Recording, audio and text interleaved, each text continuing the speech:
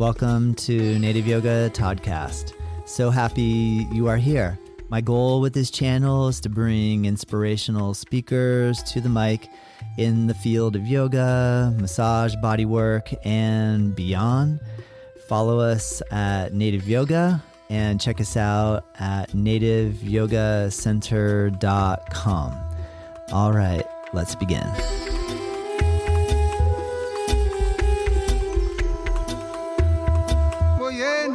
Welcome to Native Yoga Toddcast. I'm your host, Tom McLaughlin, and today we have a truly special guest, Sam Manchulenko. Sam, the heart and soul behind Living Yoga with Sam, where compassion, joy, and authentic self-discovery are at the center of her work. With roots in professional dance and over 20 years of yoga study, Sam has trained deeply in traditional yoga, breath work, meditation, coaching, and human development. It's all woven into a playful, heartfelt approach that helps people heal from the inside out. Today, we're diving into Sam's journey from movement and pain to self-compassion, how yoga became her life path, and the insights she shares with students around the world.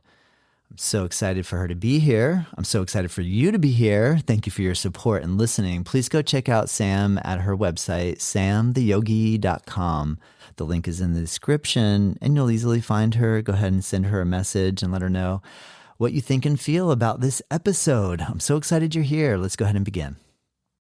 I'm so happy to be here now with Sam Manchulenko. Sam, thank you for joining me today. I'm really happy to have this opportunity to meet with you. I've heard so many nice things about you, and so this is a real honor and a privilege. Can you tell me how you're feeling today? Wow. Thanks, Todd. I'm feeling amazing today. Yay. Because I'm in New York. I love studying with Dharma, and I just got in a couple days ago, and I feel like,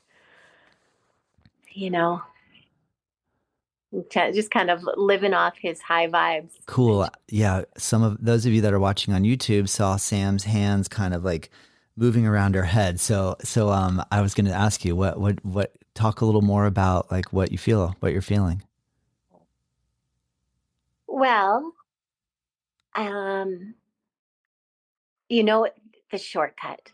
So yoga, the practice, I guess they would say there is no shortcut, you just practice, but there's something I find that happens when I'm sitting in the presence of someone who really embodies the practice, that it's, these moments in time you get to feel, it feels like a shortcut. Yeah. So when I'm sitting with Dharma, he's so established in curiosity and playfulness and compassion that, it says this in the Bhagavad Gita too. It says that we don't heal the world through like rajas, through like forcing and changing and pointing fingers, but by becoming established in that vibration of sattva, or that vibration of unconditional love, that vibration goes out and affects everything it touches.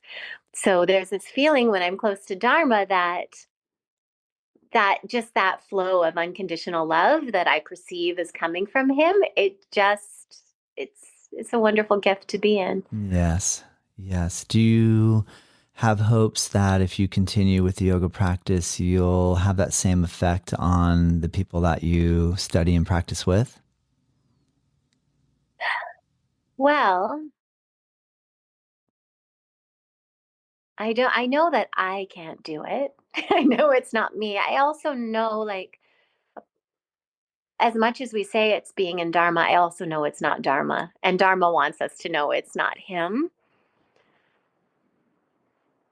And yes, I would love everyone around me to feel happier and more joyful. Yeah. And I can also see that has been an attachment in my life that has caused some suffering. And even though it seems like a kind thing to want to alleviate suffering and for others to be happy, this kind of like diving right where I am in my practice right now is realizing what I'm working on learning right now is the value of the challenges and the darker emotions and the I guess it's the unconditional love to hold space for all of those too. Yeah. And, Well, so being non-attached about that desire.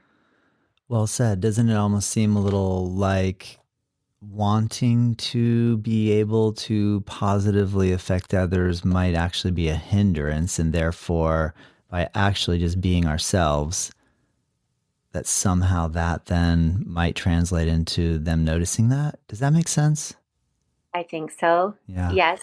And another spin that just came up in my head too, um, is wanting to have that effect on others, is treating them or perceiving them as not being perfect in that That's moment. So interesting. Yeah, that's a good point. it's like judging that.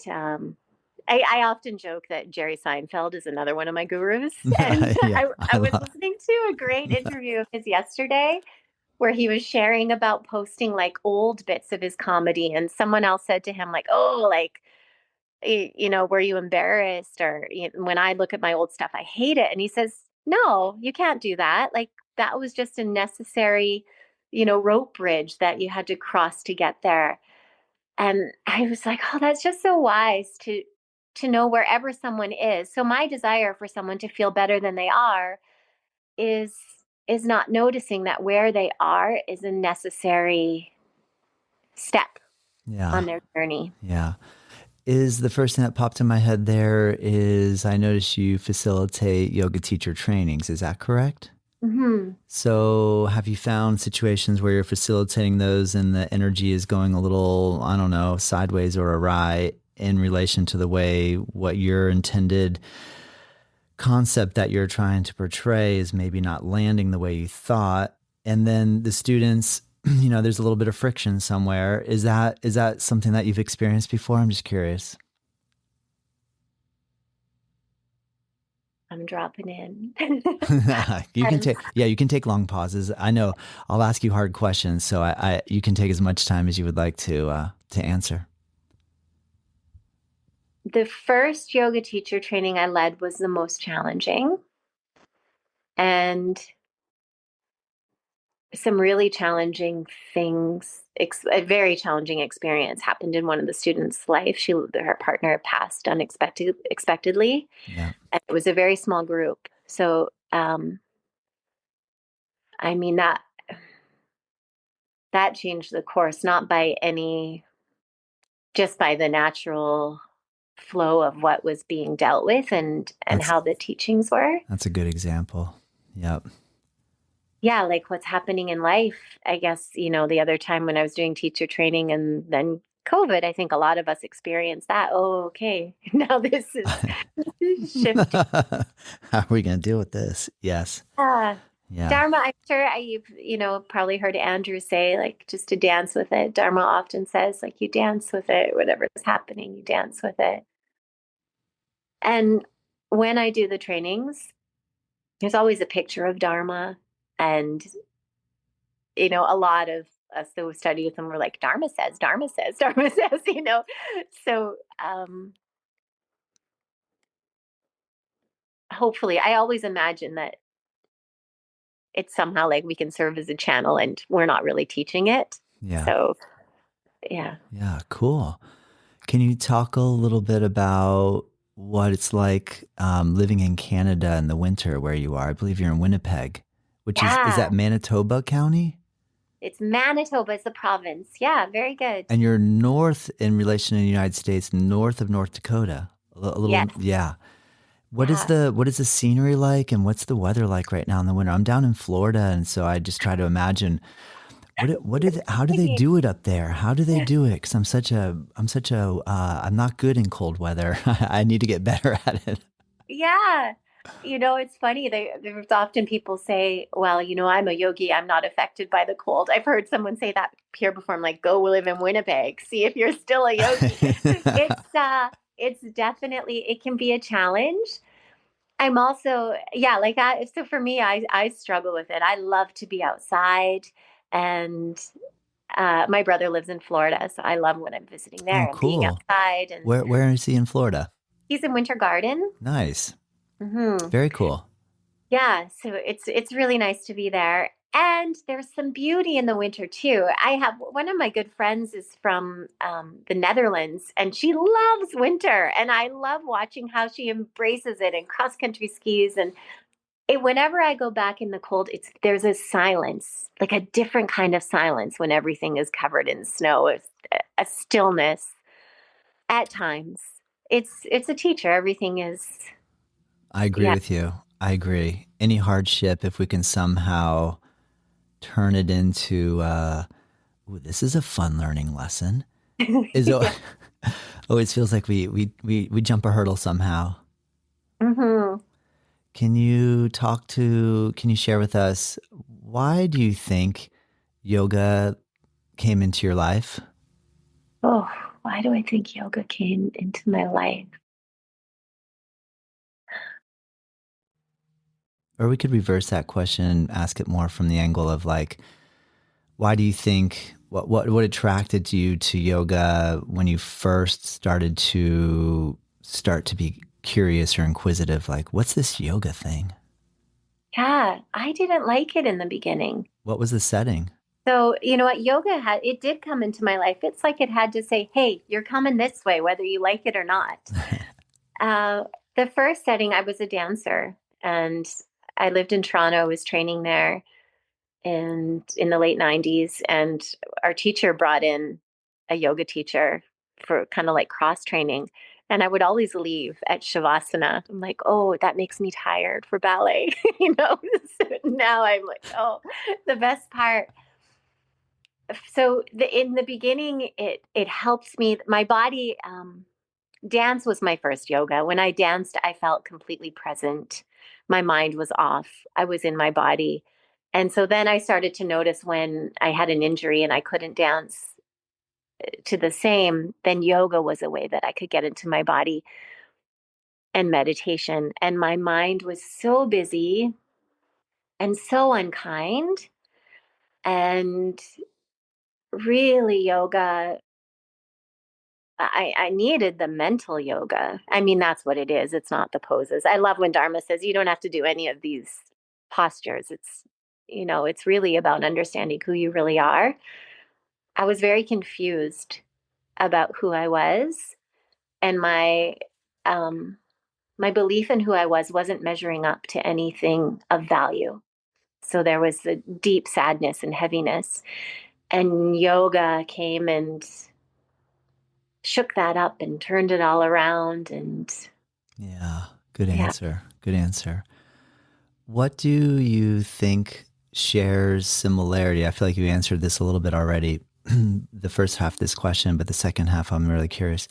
What do you feel dance and yoga share in commonality? And where do you feel like dance and yoga are very different? Well, it really depends on your how you're coming at it. So I didn't love yoga. I liked yoga. It was fine, but I didn't love it until I started Dharma yoga. And in Dharma yoga, Dharma shares to offer the poses. And so when you're offering it, like, it's not making a shape, but it's imagining you are that, which is how I danced. When I danced, I felt like whatever I was expressing, I just felt like I was that. Like it felt like something else was moving my body. And when I practice Dharma yoga, it really does, when you're offering it, it's like you're offering it to whatever this infinite creative source inside of you is, saying, here, like, enjoy That's doing this cool. through this body and seeing through this and hearing this way.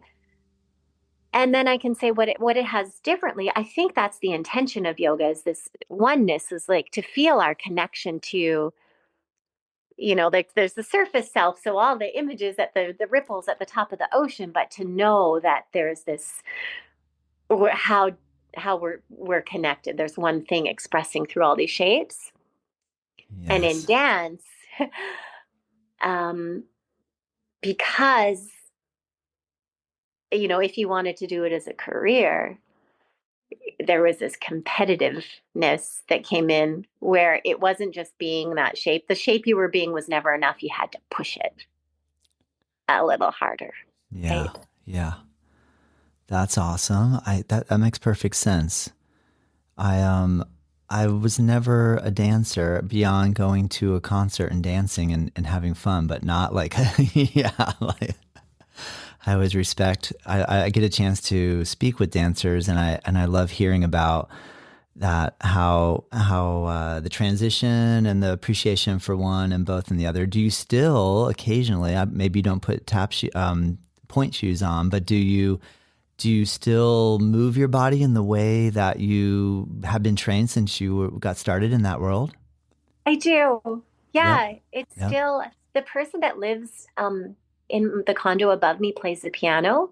And I love, like, I moved into my condo right in COVID. I had no furniture, and I would love when I'd hear the piano, like the studio. Yeah.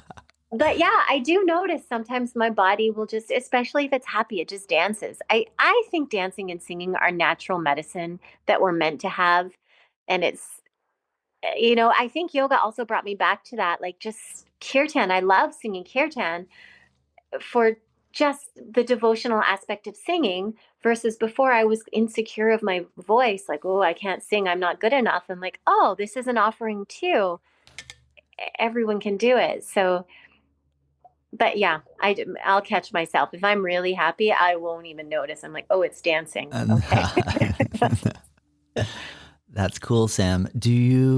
So you currently teach in Canada. Do you have a studio? Do you work at a studio or do you work solely online?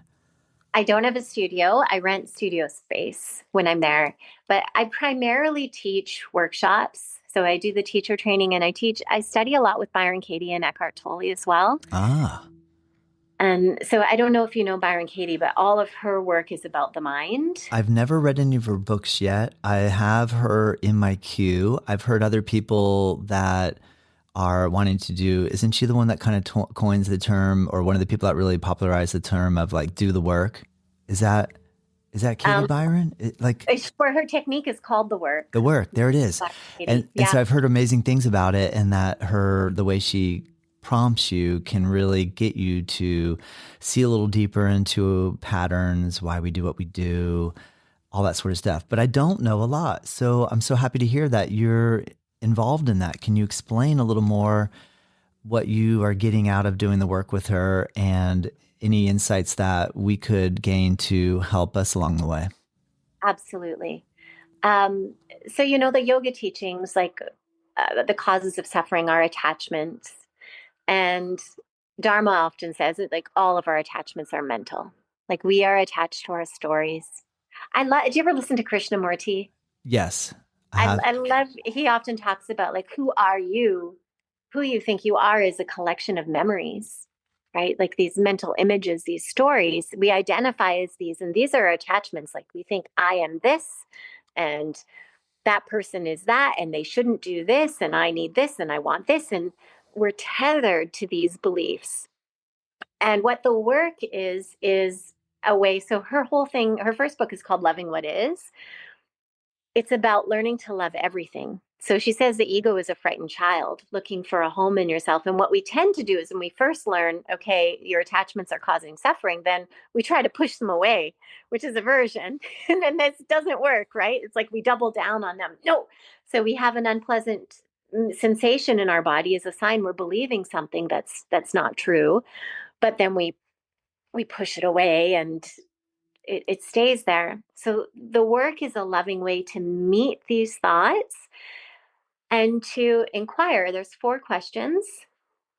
So, say I was having the stressful thought, they don't care about me in a specific situation. Say I was somewhere and someone gave me a look and I think they don't care about me.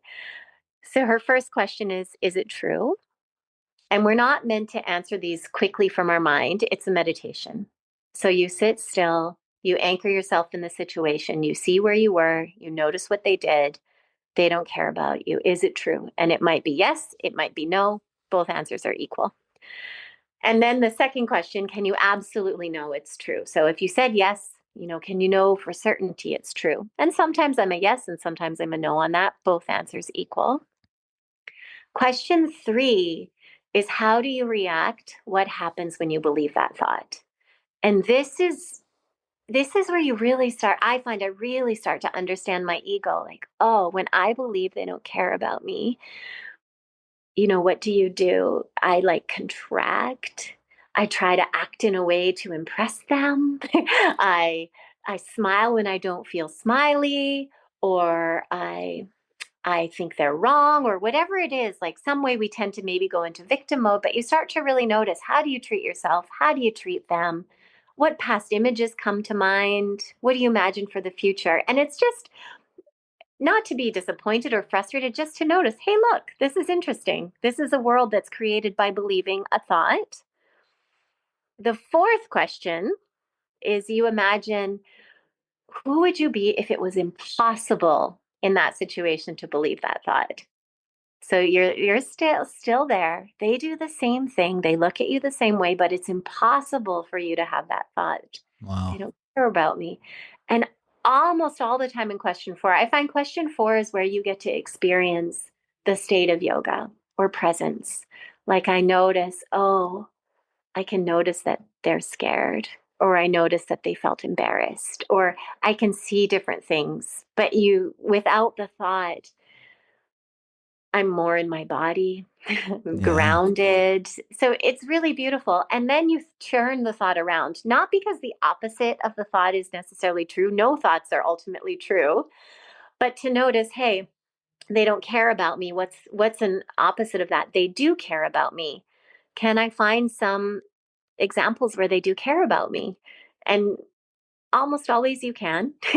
And then, I don't care about me. Can I find some examples in that situation where I don't care about me? Oh, yeah, I'm sad. And instead of, noticing and turning into that, I'm pretending to be fine. Or, what do I notice? I don't care about them. Oh, yeah, I'm not noticing their feelings. I'm just wanting them to validate me. It's really fascinating. And when you can find evidence for all these opposites of that one thought that you believed, it really opens up your mind. Yeah. Yeah. Amazing. That sounds like a great little 4-step protocol to not have chaos take over all of a sudden. Yeah, it's love. The Yeah. ego never wants to do it. The ego's like, nope, I don't want to do it. And Katie recommends, don't do it on the most challenging thing, just any stress that comes up, just she says a worksheet a day keeps the insanity away. And a worksheet meaning like you'll actually take the time to write this stuff down. Yeah, she has on her website, everything you need to do the work is free. So she has something called a Judge Your Neighbor worksheet. And she says, we're always told not to judge, but the ego is judging. So she's like, she says, a way to actually stop the ego and stop the mind is to put the thoughts down on paper so you can see them. So when we don't see them, then they're just spinning, spinning. You can walk the whole day. You don't even know what you're thinking, but you're mad. You feel it, Yes. Yeah. What are you noticing when you go back and read what you wrote a year ago, a week ago? What are some of the insights that you find you get when you go back and read over what you've written?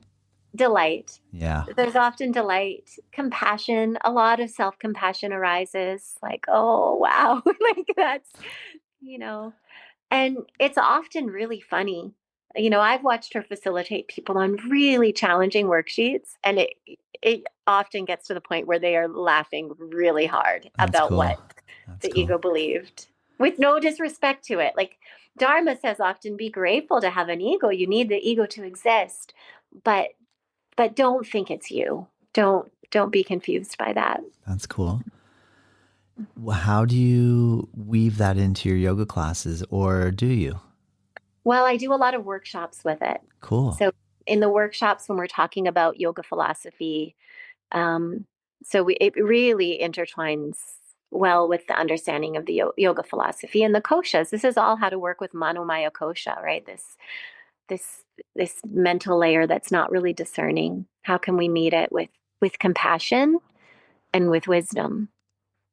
Yes. Good point. And you know, I often say my first yoga teacher training, I came back a terrorist because I learned all these things about the yamas and the niyamas. And like, it's so easy about like, oh, that's not compassion and that and that and that and all these fingers. And I was like, oh, I'm even worse now than I was like, and, and really, it's the work isn't out there. The work is to come inside and to notice what can I not love yet? Where am I at war with reality? Great point. Those are great pointers. Thank you so much. And then you had mentioned that you also do work with Eckhart Tolle. Have you actually met him in person or gone to a lecture that he's taught, or do you work more off of his books and audio? Yeah, so he's done some 4-month courses. He did one on becoming a teacher of presence that I did a few years ago. He did another one on conscious manifestation that I did. So I've gone to a few. Those courses start with an in-person retreat, and then there's 3 months of training after. I went to a retreat with him at Omega last year as well. I've never like sat in a room and chatted. We're not buddies, but I've sat in a room. It's very, the same thing I share about Dharma, about being in that vibration. I experience it with Katie and Eckhart as well. And, I was thinking about it with Katie last time. Like, it's so easy to feel open and expansive and in this state of love in their presence. And they don't want us to just do it with them. And I was asking myself, what is the difference? And what came to me is, I perceive them as being awake or enlightened. So there's like this reverence and recognition of what's actually behind those eyes. And what if I looked at every single human that way? Yes. And I wonder, my hunch is that that's what cuts us off, is as soon as I look at a human. And so it came to me, the difference maybe between false humility and real humility, where, we're taught to be humble, so trying to win the favor of God, or so that we're seen as a good person or kind, like this fake humility that cuts us off, versus what I recognize in those three is this real humility of recognizing what's looking back at you in all the forms, in all the bodies. Stay with us. We'll be right back. I really hope that you're enjoying this episode, and I just wanted to take a moment to announce a course that I'm really excited to release. It's a free course, and it's called 8 in 8, Learn 8 Limb Yoga in 8 days. My goal is to help coach you along in the Ashtanga yoga practice in a way where we take just the sun salutations, the fundamental asanas, and the final breathing poses, break it down with some philosophy videos as well, explaining the 8 limbs of Ashtanga yoga in a very easy to use, friendly course that is totally free. Click the link below, check it out. Let me know what you think. All right, let's get back to the episode. Yeah, that's so cool. It's funny because when you say that, it reminds me of my wife and I were in India and going to Mysore to go study with Pattabhi Jois, and we hadn't met him yet, and we're having this feeling of like, okay, we're going to go meet a big time guru, a big teacher. So I was nervous, but I was excited, and we get into the taxi, and I asked the taxi driver, because I'm just like vibing on India, like, whoa. And I said, do you have a guru? And he kind of said, everybody's guru, and I kind of just thought, oh, that's a really good answer, Yeah. Because that's, like you said, like you were just saying, to be able to look at everybody as, is it us projecting our desire for the person we're sitting with to be someone more than we hope we are, and versus, how much is it, that projection? Another question I had the other day, I was walking my dog in the morning, and it was a really beautiful morning. It was just magic. And I thought, wow, it is so beautiful right now. And then I kind of, as I was looking at the trees and the sky, and I thought, but is the sky and are the trees like beautiful? Or is that my mind projecting beauty onto it? Like, is it intrinsic in the nature of manifestation, like Prakriti or the manifest universe? Is it actually beautiful? Or is it from my own human condition? Is it something that, like, beauty is something that the human feels, Because then if I try to analyze it from my dog's vision, like how does my dog, is she looking at the sky and going, wow, it's so beautiful today? Hmm. What do you think? Do you feel like beauty is coming from the human being, like because as humans, we have this, like, we have love, we have anger, we have hate, we have joy, we have all these mixtures of emotions that we can feel. And I just wonder, I mean, I don't expect to have an answer here, but I just would love to hear your thoughts on, is beauty intrinsic in nature, and or is it something that is actually stemming from your soul or your Hmm. spinal cord and brain? Well, when you were saying that, I could feel the beauty that you were, yeah, like the beauty of your mind. And yeah, what came to me was like, yeah, to to love everything that way. Hmm. Yeah, it's the mind. It's the mind. That's my guess. That's me And too. I mean, I think this is what the Yeah, texts tell us yeah, too, is that yeah, everything we're seeing is empty. The mind is projecting onto this beautiful, ugly. yeah, I yes, remember years ago, I was in yes. Bali. I was hanging out with these two women from Taiwan. We saw this beautiful rose, and I'm, oh, it's so beautiful. And then a moment later, this big spider web, and I went, oh, spider web. And they said, no, same beauty. And I was like, oh, you're way more advanced than me. But I love yeah, that. That's a great story. Thank you. Love that stuff, right? Isn't that what's so cool about traveling internationally? Because of the cultural differences, it's like our Groundhog Day experience of, like, alarm goes off, hit the button, here I go, I stand up, versus when you're overseas, it's like everything's a little different and we just approach it a little differently. And those interactions that we have with people that give us an insight, like you just said, no, the spider web, look how beautiful that is too, like, I love that stuff that's what I love about travel. Have you been able to turn your experience of living at home, where your home is, into the feeling like you're always traveling? mm, Do you know what I'm talking about? Like, I have, do you work on I that? have, I've wanted to, and I haven't yet. Yeah. All right. I Good point. often Good say, answer. yeah, yeah. I love that you say Groundhog Day is my favorite Is movie. that not the best or what? It's the best. And I love, like, there's this whole shift, like when the piano starts playing, like when he embraces creativity and just surrenders to be a karma yogi. And he's like, that guy's going to fall out of the tree at this o'clock. Hold on. He's less concerned about himself. And yeah, okay, I'm interested in this girl, but right now I got to catch this guy from the tree. I love it. Isn't it great? I mean, sometimes I'll, like the real simple mundane things, like, okay, I'm grabbing toothbrush, putting paste on, here I go, to Mm. then, like, stop and be like, I'm going to do something totally different that I never do. I'm going to put the toothbrush down on the sink and just stand for a second. You know what I mean? Like, just to try to Yeah. break out of that constant pattern that can just be autopilot. Uh-huh. That's cool. This is not related to that, but it Tell me. reminds me of the game I used to play when I was a kid.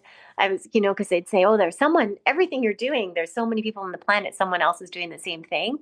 And I would try to, like, I want to be the only person on the planet doing this. So I Oh, I would love that. try to make a shape, and I'm like, I wonder if I'm the only person on the planet moving like this and singing this song right now. It's like, oh, maybe not. I don't know. Oh, I love that. It's a good one. Good one. Oh my gosh, Sam, that's cool. So you have wonderful teachers. You get to study and practice with Dharma, Katie, Byron, Eckhart Tolle.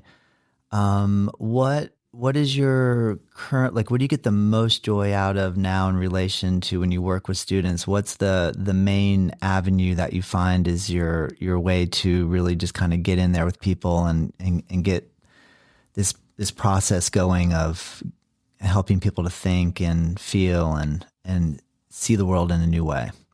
Yeah, I love talking with humans. So I also, do you know Martha Beck? I don't.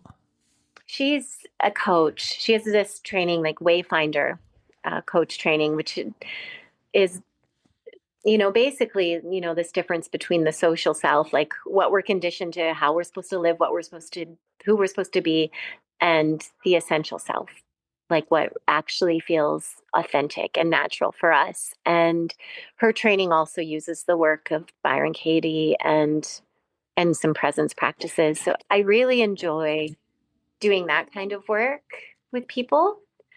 Um, and then sharing like psychic development and meditation. Have you done psychic development with Dharma? I have not. I have not with Dharma. I remember when I first saw that he had that on his website, that he was offering that. I was very, I don't know what the right way to say this. I was like, what is that? Yeah. What is that? What could that even mean? And how could someone teach me to develop my psychic powers? And I even have more questions of like, what does that even mean to be psychic? And then do I even believe that people can be psychic? And so, no, to be very honest, I have not, and I would love to. And that was my next question. I noticed on your website that you're offering online psychic development training and or a workshop series that's happening. I believe this episode will be released a little after your start date, which is January 19th.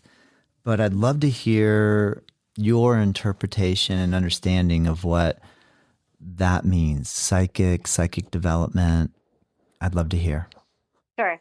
Yeah, I thought the same thing first. So Dharma always says psychic doesn't mean like holding a crystal ball and seeing the future, but in really developing your intuition. So the psychic development series is um, intuitive development, and the psychic centers are the chakras. So when these energy centers are open and flowing, there's this intuition and things, we tend to think that everything happens by physical doing, by, the beef and the bones moving and, our bodies and minds forcing things to happen, where the belief behind the practice is that everything is according to our vibration. So it's more tuning our vibration to how we wish things to be. And then from that, things happen more efficiently. So Dharma often says, like, if you're an architect, you have to draw a blueprint first before you build it. And he says the psychic development practices where you actually, the techniques are to purify your energy and strengthen your aura, like your firewall. And then you imagine what you would like to happen. Um, I have really interesting, like the home I live in right now, I imagined living there and being able to, come and practice with Dharma the way I do, like these things. He talks about when he was in his guru's ashram, he was he was like the handyman. And one day something was broken, he had to fix it. And his, he needed a 2x4, certain dimensions. And he just did the practice and he knew it will come. And then the next morning he went on a walk and someone had just thrown out in the garbage the exact dimensions he needed. And, he says, maybe they were held on to that board they'd had it for years, but something in their vibration said, today, throw it out. Right. So it's how things are working in the subtle. Yes. But he talks a lot about really when you're doing the practice, he says the best way is to keep your energy, your vibration high, because same attracts same. So the real purpose of psychic development practice is to be more responsible with our vibration and our thoughts.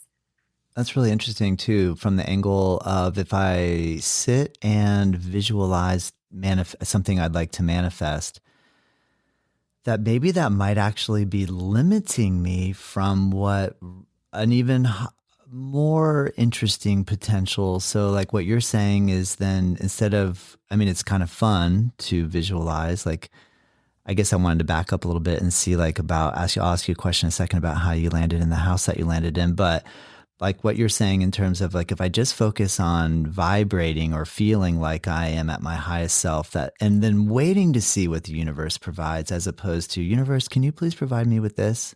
Do you think that's true? Or does that make sense? Well, so when I do the practice, at first I was not comfortable imagining anything. So I would just sit at the end and imagine, like, I'd say, please help me to really understand the teachings.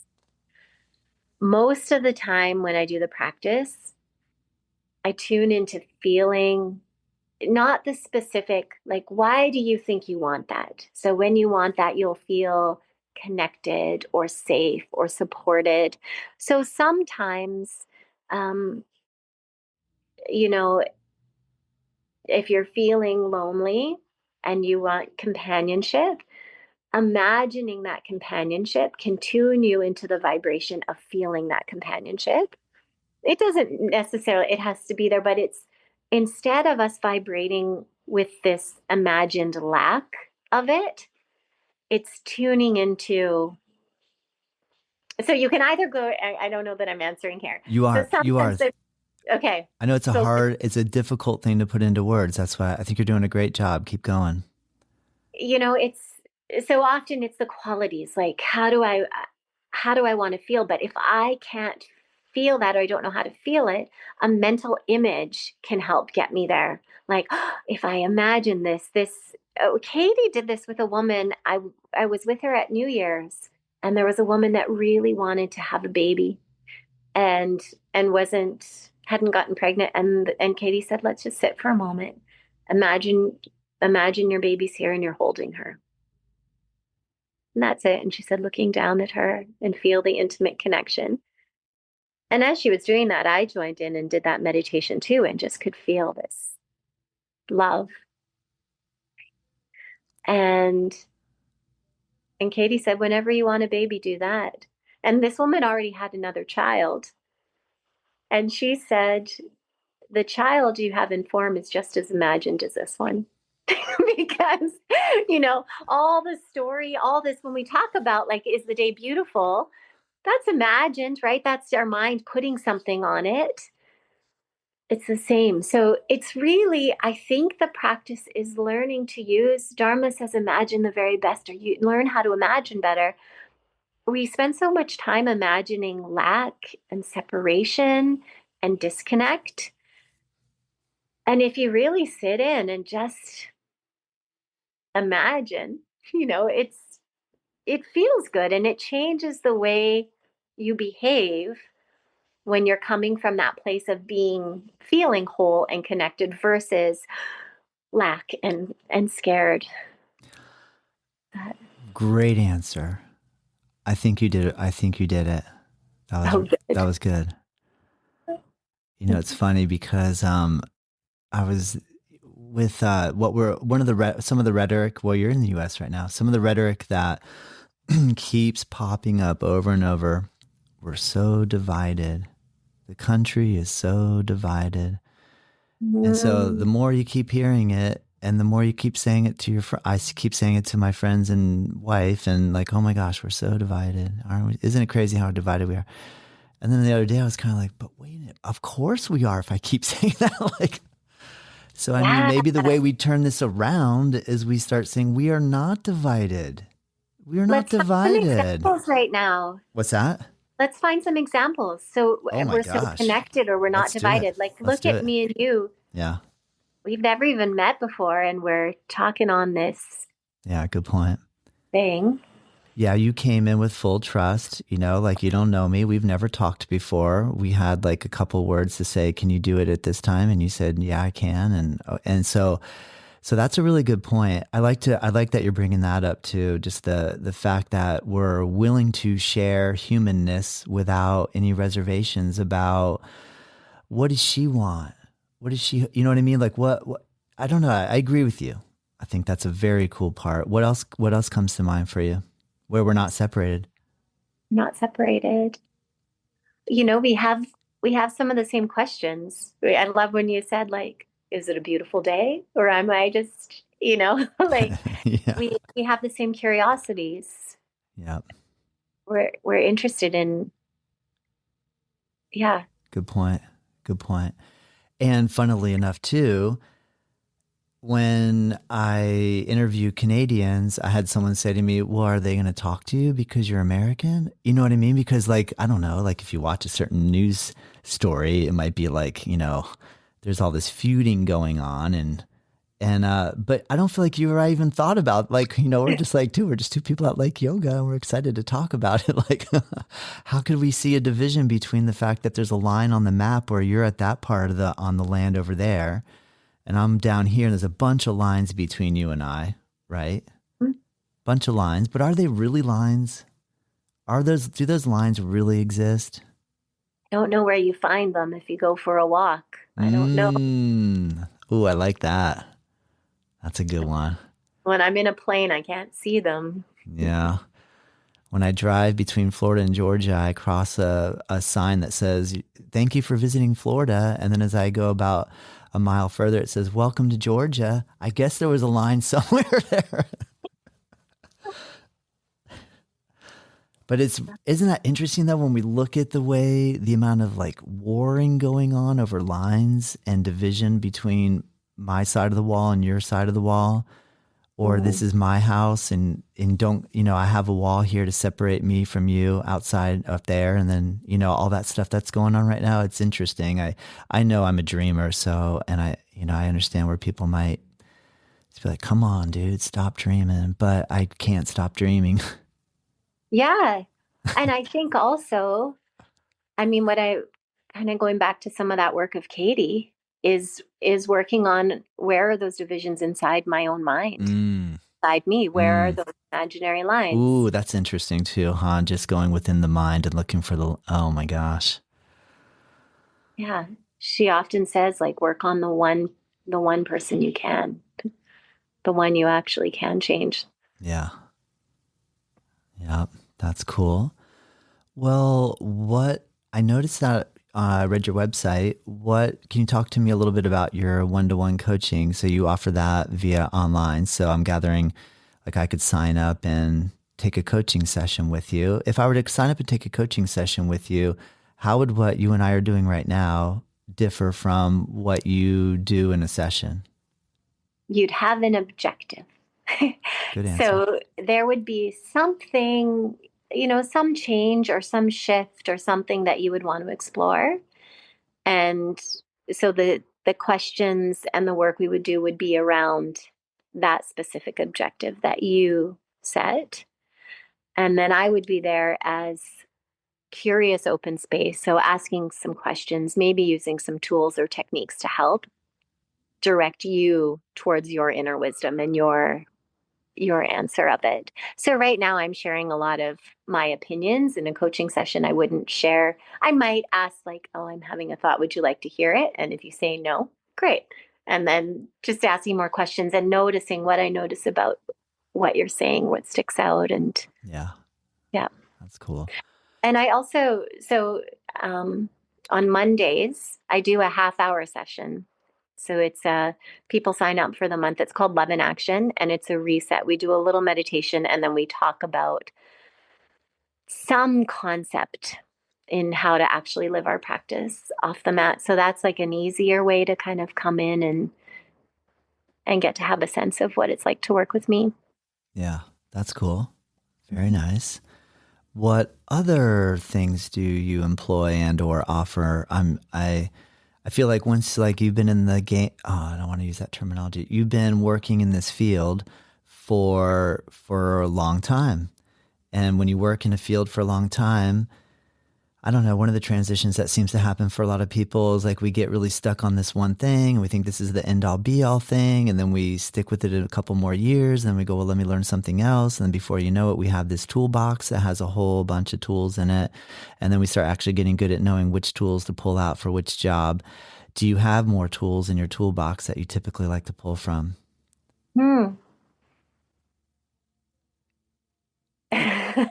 Or do you have two tools in there? Like, you're like, I got a hammer and a saw and I can do it all with these two. I don't need a bunch of tools.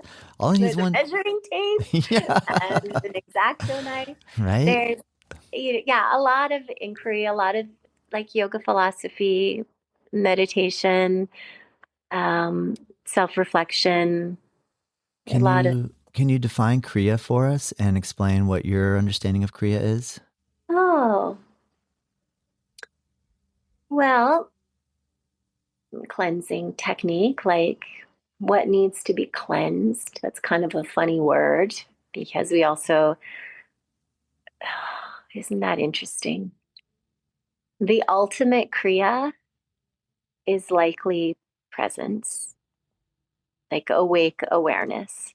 So if we're able to access that place of, let's say I'm feeling a sensation in my body that feels like separate or different or agitating.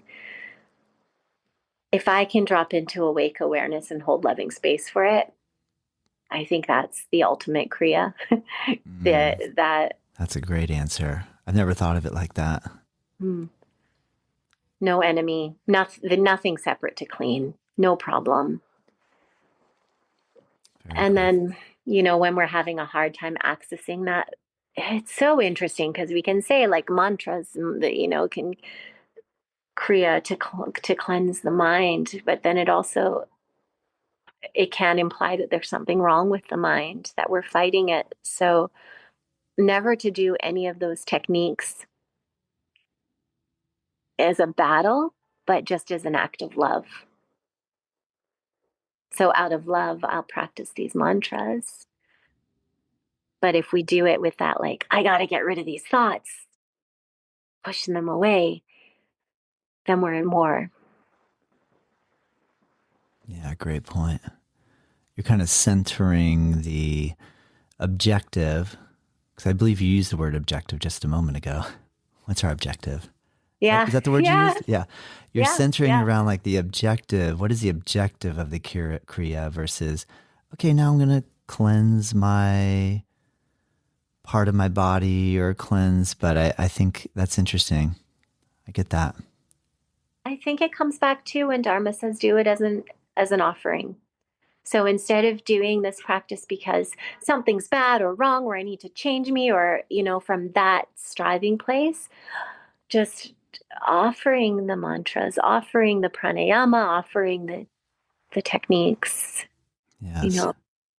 Yeah. Nice. How has your own experience with injury and healing helped shape how you work with students who are in pain or recovering from setbacks? Oh.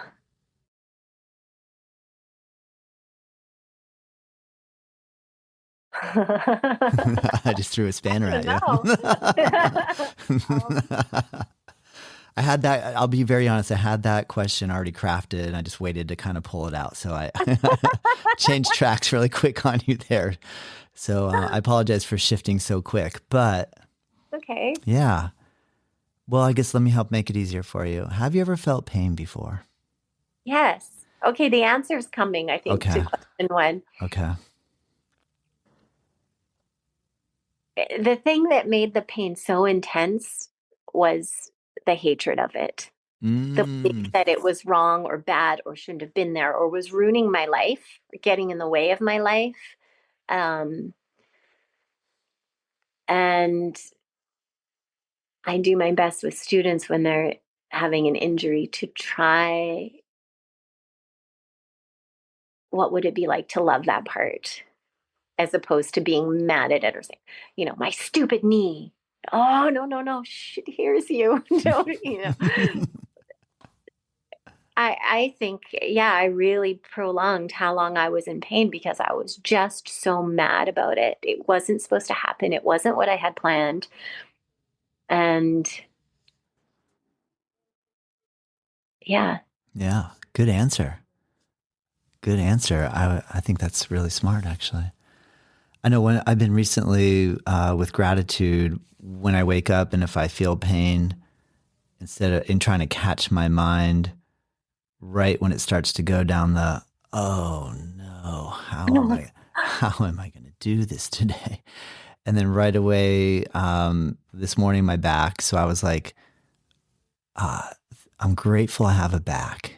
I'm grateful I don't really like how it feels right now, but at least I have a back. I'm grateful that, okay, I'm sitting up right now. Okay, I can sit up. Okay, I can actually move around. So I think I agree with you. Like that seems like what you're talking about too. Like, but I really agree with what you said as well, that like just being so angry at the pain. Like, oh my gosh. Yeah. crazy thing Katie says, that all pain is remembered or anticipated. And Ugh. after the first, Remembered?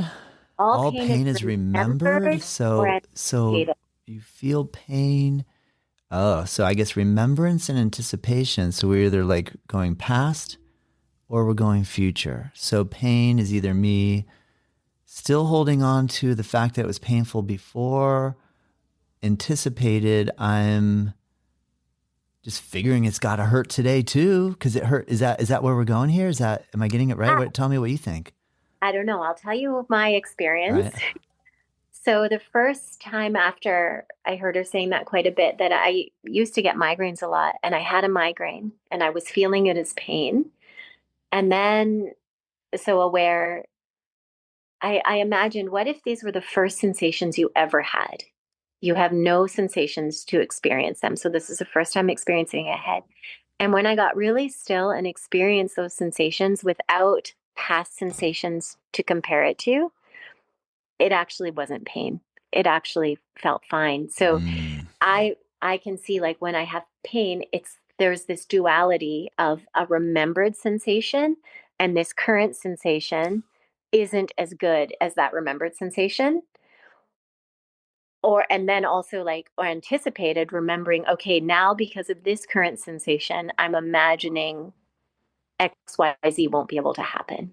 Or some type of comparison that's made from grasping onto a mental image of past or future and comparing it to what's happening now. that's a good insight. Ooh, It's interesting. Like, I'm if gonna work with you that one. feel pain, like, Yeah. can you get completely present right in the center of it?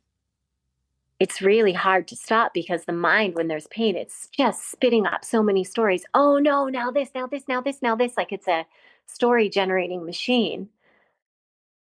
But if you imagined, or, still let those stories go, but instead of letting your attention go towards them, if you stay right in the center, is there still pain?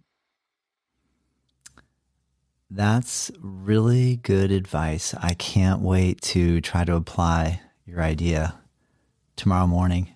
I hope you don't have to. Thank you. Yeah, I'm already anticipating. All right. So I got a lot of work to do, clearly. I have one more question for you, and then we'll start to kind of go toward our close. And what is your hope for the future of yoga communities and practitioners as we continue to evolve our understanding of mind, body, and spirit?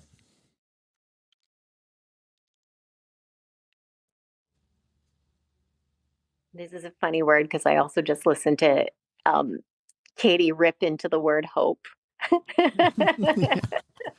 Rip in, baby, rip in. I'm okay with it. You're right. I mean, it, yeah. What, it was like great. making fun of this idea of hope because I'm not present if I'm. I understand where you're going, so I need to hear what you have to say. What you said, like, whenever you have a hope, I hope blah, blah, blah, that you're stealing the now. Mm, That it has this undercurrent of right now isn't enough, or that now, you know, yes. that that there's something better, something would be better. And I also, there's an amazing teacher, Susan Jeffers. She has a great book. She's not alive anymore, as far as I know. Um, Embracing Uncertainty. And there was a really good exercise she shared about hope and wonder. And she said, when you hope, there's something you hope for. She said there's infinite options in every moment, but if you're hope, you're like saying, this is the one outcome I want, and then it makes the all other infinite minus one wrong. But I'll still answer the question, because it's still a lovely question. Like, I'll be a um little more careful next time I craft my questions no, for you. no, I know, no, I'm just having fun with you. you know for I've noticed in my practice just how it's meant to be about love. And I think ultimately it's about coming home to love, like this joyful, like unconditional love that we really are. And my practice started off so strict, and still sometimes I can be so strict and harsh on myself. And so maybe my hope is that we could all lighten up and just enjoy our messiness and our so-called flaws. And you said you didn't like that word game, but maybe this whole game, this whole Leela, this play of existing in a human body, and just let it be more light and fun and messy as it is. Yes. Wow, Sam. So fun. Thank you so much. This was really fun. I really, you threw so many great ideas our way, and I really think all the listeners are going to be so happy to try some of these ideas out. I think probably what good advice is like, just pick one of these things and just actually practice it and try it. Thanks, Todd. Yeah. Oh my gosh, Sam. Well, I look forward to your adventures that you're going to have. What are you going to go down to Dharma Studio tomorrow? It's the evening, it's New York. What time are we now? It's like 6:35 p.m. You're in New York City. You're probably going to be going out at 2 a.m. and disco dancing all night. Yeah, I'm going out clubbing at 2 and and then be at the studio at 5 a.m. and just ready to go. Yeah. All right. Well, I really appreciate it. Yeah. Dharma's off tomorrow, so I'll be back there Saturday. Oh, fair enough. So you do have the day off tomorrow. Yeah. All right. Well, you are going out tonight then. I was right. No, my very, very favorite friend who I'm staying with just got home, and so we'll visit and play for a little bit. Cool. Yeah. Awesome. Great. Well, thank you so much, Sam, and I really appreciate this, and I thank you. Thanks, Todd. Thank you. Good to see you. Same as well. Thank you so much, Sam, for sharing your story, your wisdom, and your heart with us today. I really appreciate your perspective on how compassion transforms our relationship with ourselves and others. Remember to go check Sam out at her website, samtheyogi.com. You can find out all her classes and workshops, and she offers something called the Mental Cleanse, which you can sign up and practice with her online. And to all of you tuning in, thank you for practicing presence and curiosity with us. If this conversation moved you, hit subscribe, drop a review, go ahead and share it with a friend. We really do appreciate it. Until next time, keep breathing, keep exploring, and keep living yoga off the mat as well as on. Namaste.